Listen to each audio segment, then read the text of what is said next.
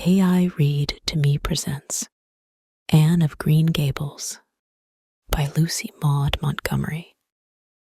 Now close your eyes and relax. Chapter 1. Mrs. Rachel Lynde is surprised.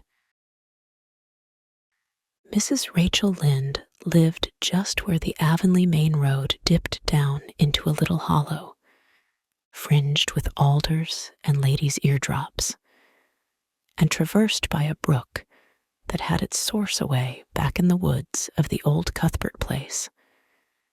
It was reputed to be an intricate, headlong brook in its earlier course through those woods, with dark secrets of pool and cascade.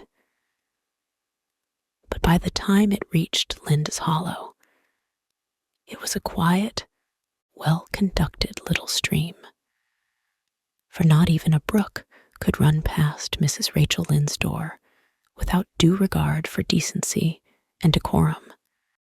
It probably was conscious that Mrs. Rachel was sitting at her window, keeping a sharp eye on everything that passed, from brooks and children up, and that if she noticed anything odd or out of place, she would never rest until she had ferreted out the whys and wherefores thereof.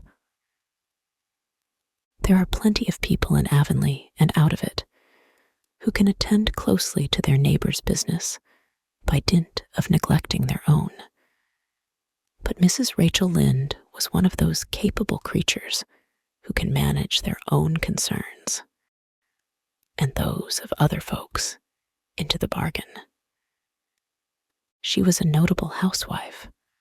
Her work was always done, and well done. She ran the sewing circle, helped run the Sunday school, and was the strongest prop of the Church Aid Society and Foreign Missions Auxiliary. Yet with all this, Mrs. Rachel found abundant time to sit for hours at her kitchen window, knitting cotton warp quilts. She had knitted 16 of them, as Avonlea housekeepers were wont to tell in awed voices. And keeping a sharp eye on the main road that crossed the hollow and wound up the steep red hill beyond.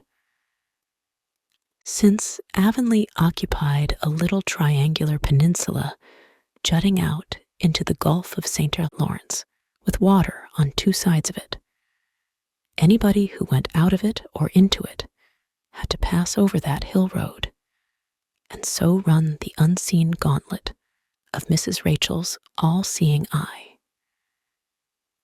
She was sitting there one afternoon in early June. The sun was coming in at the window, warm and bright. The orchard on the slope below the house was in a bridal flush of pinky-white bloom, hummed over by a myriad of bees. Thomas Lynde, a meek little man, whom Avonlea people called Rachel Lynde's husband, was sowing his late turnip seed on the hill field beyond the barn, and Matthew Cuthbert ought to have been sowing his on the big red brook field away over by Green Gables. Mrs. Rachel knew that he ought, because she had heard him tell Peter Morrison the evening before in William J. Blair's store over at Carmody that he meant to sow his turnip seed the next afternoon.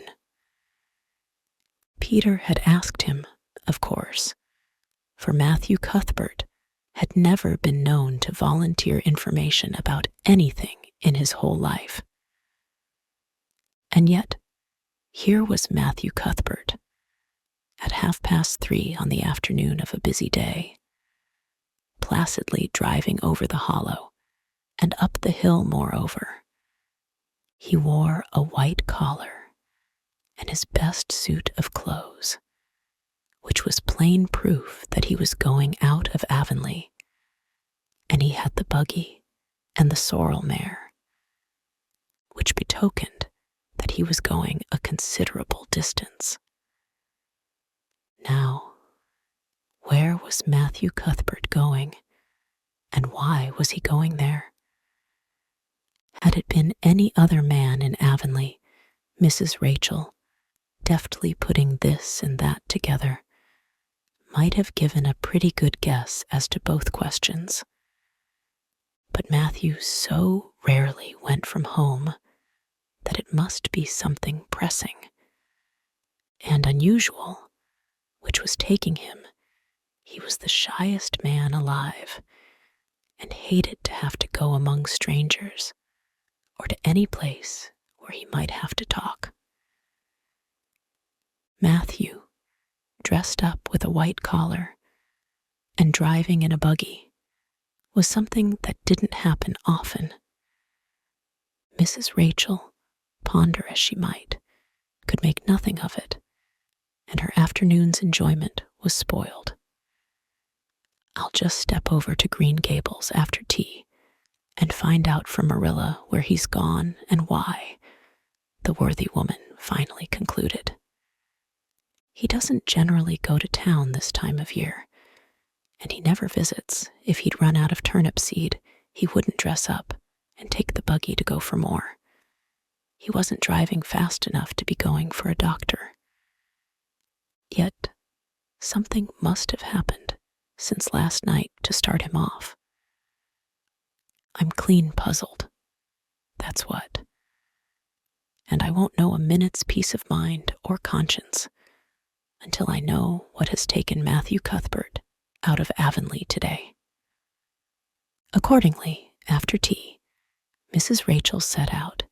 She had not far to go. The big, rambling, orchard-embowered house where the Cuthberts lived was a scant quarter of a mile up the road from Lynn's Hollow. To be sure, the long lane made it a good deal further. Matthew Cuthbert's father, as shy and silent as his son after him, had got as far away as he possibly could from his fellow men, without actually retreating into the woods when he founded his homestead. Green Gables was built at the furthest edge of his cleared land, and there it was to this day, barely visible from the main road, along which all the other Avonlea houses were so sociably situated. Mrs. Rachel Lynde did not call living in such a place living at all. "It's just staying, that's what," she said, as she stepped along the deep-rutted, grassy lane bordered with wild rose bushes. "It's no wonder Matthew and Marilla are both a little odd, living away back here by themselves. Trees aren't much company, though dear knows if they were, there'd be enough of them. I'd rather look at people. To be sure, they seem contented enough, but then I suppose they're used to it. A body can get used to anything, even to being hanged, as the Irishman said." With this, Mrs. Rachel stepped out of the lane into the backyard of Green Gables.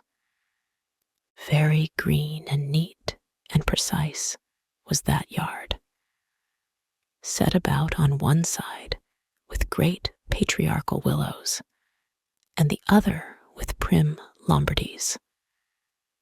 Not a stray stick nor stone was to be seen, for Mrs. Rachel would have seen it if there had been. Privately, she was of the opinion that Marilla Cuthbert swept that yard over as often as she swept her house. One could have eaten a meal off the ground without overbrimming the proverbial peck of dirt. Mrs. Rachel rapped smartly at the kitchen door and stepped in when bidden to do so.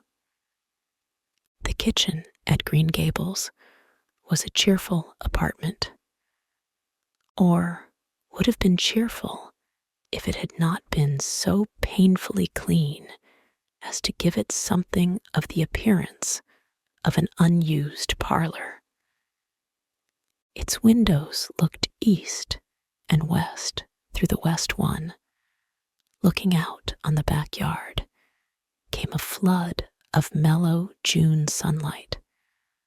But the east one, whence you got a glimpse of the bloom white cherry trees in the left orchard and nodding slender birches down in the hollow by the brook, was greened over by a tangle of vines. Here sat Marilla Cuthbert, when she sat at all, always slightly distrustful of sunshine, which seemed to her too dancing and irresponsible a thing for a world which was meant to be taken seriously. And here she sat now, knitting, and the table behind her was laid for supper. Mrs. Rachel, before she had fairly closed the door, had taken a mental note of everything that was on that table.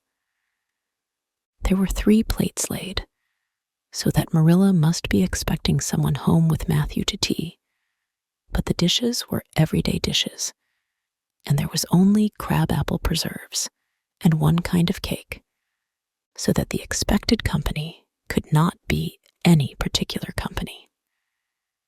Yet, what of Matthew's white collar and the sorrel mare? Mrs. Rachel was getting fairly dizzy with this unusual mystery about quiet, unmysterious Green Gables.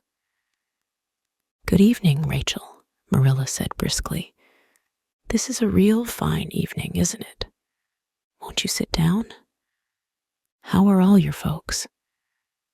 Something that, for lack of any other name, might be called friendship, existed, and always had existed, between Marilla Cuthbert and Mrs. Rachel, in spite of, or perhaps because of, their dissimilarity. Marilla was a tall, thin woman, with angles and without curves. Her dark hair showed some gray streaks, and was always twisted up in a hard little knot behind, with 2 wire hairpins stuck aggressively through it. She looked like a woman of narrow experience and rigid conscience, which she was, but there was a saving something about her mouth, which, if it had been ever so slightly developed, might have been considered indicative of a sense of humor. "We're all pretty well," said Mrs. Rachel. "I was kind of afraid you weren't, though, when I saw Matthew starting off today. I thought maybe he was going to the doctor's." Marilla's lips twitched understandingly. She had expected Mrs. Rachel up. She had known that the sight of Matthew jaunting off so unaccountably would be too much for her neighbor's curiosity. "Oh no, I'm quite well, although I had a bad headache yesterday," she said. Matthew went to Bright River. "We're getting a little boy from an orphan asylum in Nova Scotia, and he's coming on the train tonight."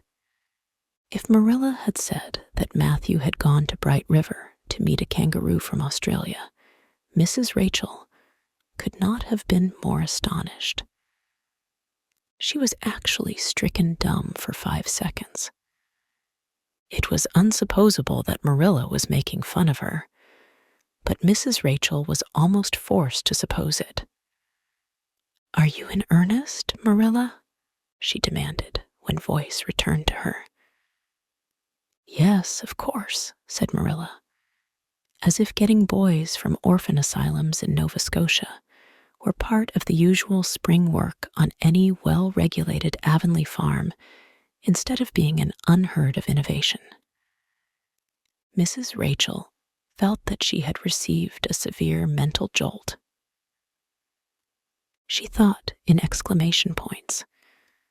A boy. Marilla and Matthew Cuthbert, of all people adopting a boy, from an orphan asylum. Well, The world was certainly turning upside down. She would be surprised at nothing after this. Nothing. What on earth put such a notion into your head? She demanded disapprovingly. This had been done without her advice being asked, and must perforce be disapproved. Well, we've been thinking about it for some time. All winter, in fact, returned Marilla. Mrs. Alexander Spencer was up here one day before Christmas, and she said she was going to get a little girl from the asylum over in Hopeton in the spring. Her cousin lives there, and Mrs. Spencer has visited here and knows all about it. So Matthew and I have talked it over off and on ever since. We thought we'd get a boy. Matthew is getting up in years, you know. He's 60, and he isn't so spry as he once was. His heart troubles him a good deal, and you know how desperate hard it's got to be to get hired help. There's never anybody to be had but those stupid, half-grown little French boys. And as soon as you do get one, broke into your ways, and taught something, he's up and off to the lobster canneries or the States. At first, Matthew suggested getting a homeboy, but I said no flat to that. They may be all right. I'm not saying they're not. But no London Street Arabs for me, I said. Give me a native born, at least.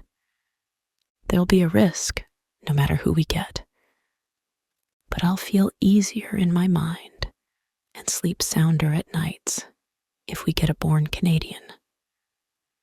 So in the end, we decided to ask Mrs. Spencer to pick us out one when she went over to get her little girl. We heard last week she was going, so we sent her word by Richard Spencer's folks at Carmody to bring us a smart, likely boy of about 10 or 11. We decided that would be the best age, old enough to be of some use in doing chores right off, and young enough to be trained up proper. We mean to give him a good home and schooling. We had a telegram from Mrs. Alexander Spencer today. The mailman brought it from the station, saying they were coming on the 5:30 train tonight. So Matthew went to Bright River to meet him. Mrs. Spencer will drop him off there. Of course, she goes on to White Sands Station herself. Mrs. Rachel prided herself on always speaking her mind. She proceeded to speak it now, having adjusted her mental attitude to this amazing piece of news. Well, Marilla, I'll just tell you plain that I think you're doing a mighty foolish thing. A risky thing, that's what. You don't know what you're getting. You're bringing a strange child into your house and home, and you don't know a single thing about him, nor what his disposition is like, nor what sort of parents he had, nor how he's likely to turn out. Why, it was only last week I read in the paper how a man and his wife up west of the island took a boy out of an orphan asylum, and he set fire to the house at night. Set it on purpose, Marilla, and nearly burnt them to a crisp in their beds. And I know another case where an adopted boy used to suck the eggs. They couldn't break him of it. If you had asked my advice in the matter, which you didn't do, Marilla, I'd have said for mercy's sake not to think of such a thing. That's what. This job's comforting seemed neither to offend nor to alarm Marilla. She knitted steadily on. I don't deny there's something in what you say, Rachel. I've had some qualms myself. But Matthew was terrible set on it. I could see that, so I gave in. It's so seldom Matthew sets his mind on anything that when he does, I always feel it's my duty to give in. And as for the risk, there's risks in pretty near everything a body does in this world. There's risks in people's having children of their own, if it comes to that. They don't always turn out well. And then, Nova Scotia is right close to the island. It isn't as if we were getting him from England or the States. He can't be much different from ourselves. Well, I hope it will turn out all right, said Mrs. Rachel, in a tone that plainly indicated her painful doubts. Only don't say I didn't warn you if he burns Green Gables down or puts strychnine in the well. I heard of a case over in New Brunswick where an orphan asylum child did that, and the whole family died in fearful agonies. Only it was a girl in that instance. Well, we're not getting a girl, said Marilla, as if poisoning wells were a purely feminine accomplishment and not to be dreaded in the case of a boy. I'd never dream of taking a girl to bring up. I wonder at Mrs. Alexander Spencer for doing it. But there, she wouldn't shrink from adopting a whole orphan asylum if she took it into her head. Mrs. Rachel would have liked to stay until Matthew came home with his imported orphan. But reflecting that it would be a good 2 hours at least before his arrival, she concluded to go up the road to Robert Bell's and tell the news. It would certainly make a sensation second to none, and Mrs. Rachel dearly loved to make a sensation. So she took herself away, somewhat to Marilla's relief, for the latter felt her doubts, and fears reviving under the influence of Mrs. Rachel's pessimism. Well, of all things that ever were or will be, ejaculated Mrs. Rachel when she was safely out in the lane. It does really seem as if I must be dreaming. Well, I'm sorry for that poor young one, and no mistake. Matthew and Marilla don't know anything about children, and they'll expect him to be wiser and steadier than his own grandfather, if so be's he ever had a grandfather, which is doubtful. It seems uncanny to think of a child at Green Gables. Somehow there's never been one there, for Matthew and Marilla were grown up when the new house was built. If they ever were children, which is hard to believe when one looks at them. I wouldn't be in that orphan's shoes for anything. My, but I pity him, that's what.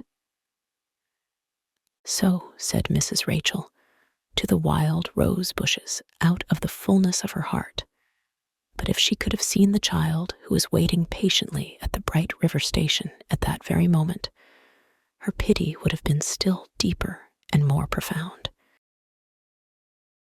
This concludes this reading of Anne of Green Gables by Lucy Maud Montgomery. If you enjoyed it, please like and subscribe. To listen ad-free, visit aireadtome.com or use the link in the description. Thank you for your support.